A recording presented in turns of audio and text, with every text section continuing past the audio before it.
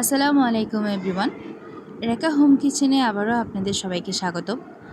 আজকে আবারও আপনাদের সাথে শেয়ার করতে চলে এলাম বাচ্চাদের খুবই পছন্দের একটি রেসিপি, কিভাবে খুব সহজে আর অল্প সময়ের মধ্যে বাচ্চাদের জন্য টিফিন কেক তৈরি করা যায়। আজকের ভিডিওতে আমি তাই শেয়ার করব।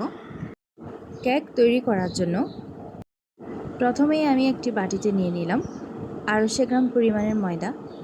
তার সাথে দিয়ে দিব হাফ টেবিল স্পুন লবণ, 1.5 চা চামচ কর্নফ্লাওয়ার এবং 1 চা চামচ বেকিং পাউডার।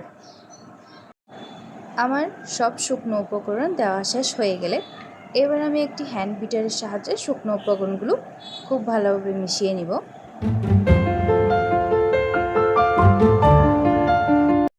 এবার মেশানো হয়ে গেলে আমি একটি ছাঁকুনির সাহায্যে শুকনো উপকরণগুলি ভালোভাবে ছেঁকে নিব। এবার আমি এক এক করে 4টা ডিম ভেঙে নিব। ডিমের সাইজ যদি একটু বড় হয় আপনারা 3টা ডিম দিয়েও কেক বানিয়ে নিতে পারেন। এবার আমি একটি ইলেকট্রিক বিটারের সাহায্যে ডিমগুলি ফোম বানিয়ে নিব। এখানে আমি হাফ কাপ পরিমাণে চিনি ডিমের সাথে অল্প অল্প করে মিশিয়ে ফোমটি তৈরি করে নিব। এই পর্যায়ে ডিমের ফোমটির সাথে আমি হাফ কাপ পরিমাণের তেল মিশিয়ে নিব।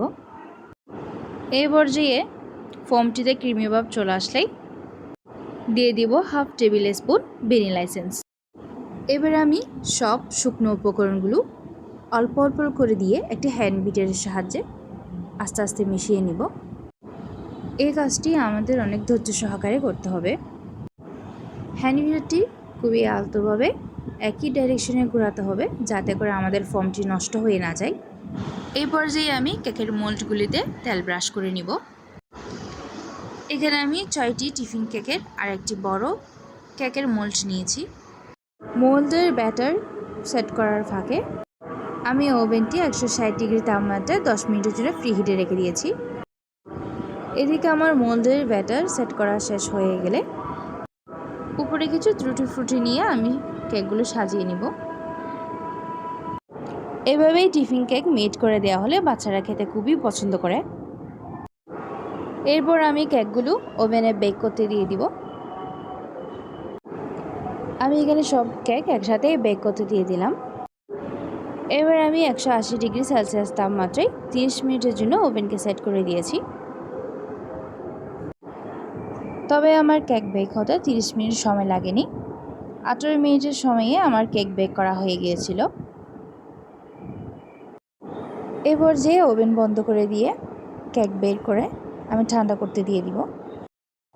এবার যে আপনারা দেখতেই পারছেন আমার কেক একদম তৈরি। কেকের কালারটিও দেখতে খুবই সুন্দর এবং লোভনীয় লাগছে। এবার আমি কেকগুলি ঠান্ডা করে একটি প্লেটে সাজিয়ে নিলাম। এখানে আমি একটি হাতে নিয়ে আপনাদের দেখিয়ে দিয়েছি কেকগুলি কতটা স্পঞ্জ হয়েছে। ভিডিওটি ভালো লাগলে অবশ্যই লাইক কমেন্ট শেয়ার করে দিবেন এবং সাবস্ক্রাইব করতে ভুলবেন না।